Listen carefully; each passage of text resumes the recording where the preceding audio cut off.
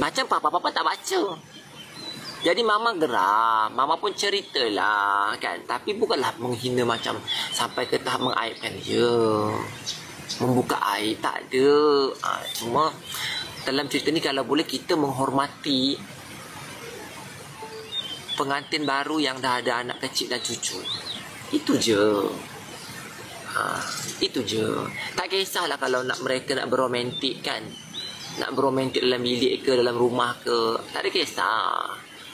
Itu je. Faham tak cerita? So bila cerita ni diletakkan dekat part my wife, I tak bela my wife tau.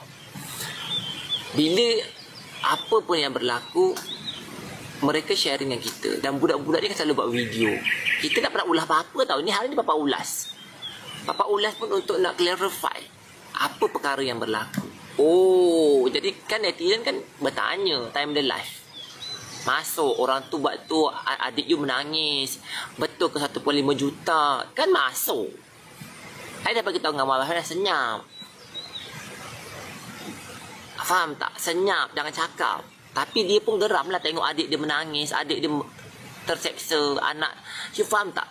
You faham tak perasaan budak-budak? Faham dah? So bila dia membalas, bukanlah membalas dia hina orang, tak ada. Bila kita dengar betul-betul, dia tak sebut apa, tak ada sebut nama pun.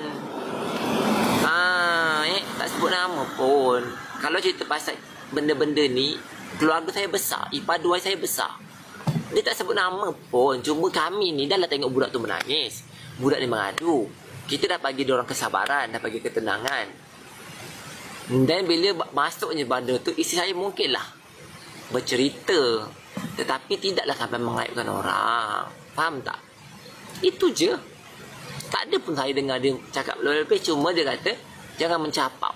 Jangan mencapak. Maksudnya apa? You faham ke betul? Jadi bagi saya, kita ni sebagai suami kan, takkanlah saya nak gaduh lagi yang, gaduh lagi yang, jom kita bergaduh. Takkanlah macam tu. Itu mak aku, ini bini aku. Saya ni sampai cerita dengan my mum. Padahal pada perancangan awalnya semua benda nak dirahsiakan. Kalau you all nak tahu kisah sebenar-benarnya, boleh tanya dengan bonda. Bonda jumpa papa. Syukri, mak kalau boleh tak nak cerita pun. Mak punya marriage ni, mak nak secret ni. Tak ada siapa boleh buat video, tak ada siapa boleh buat gambar. You boleh tanya dengan dia. Dia tak nak cerita siapa. Even dia nak tutup muka suami dia. Itu cerita yang sebenarnya. Cerita pasal 1.5 juta ni, dik. Papa nak bagi tahu dengan korang. Papa takkan keluarkan apa-apa statement sebab Papa itu bukan bidang